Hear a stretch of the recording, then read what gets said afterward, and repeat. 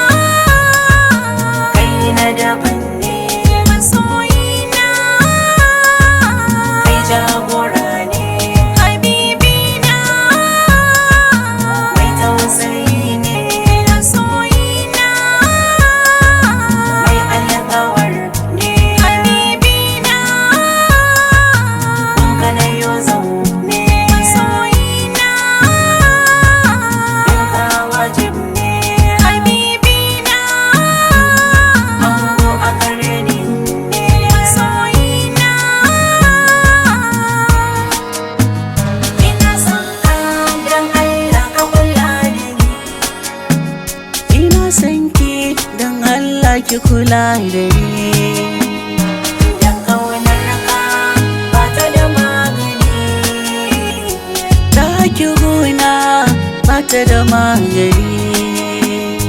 Dan Allah ka kula da ni, Habibti ni ma ki kula da ni.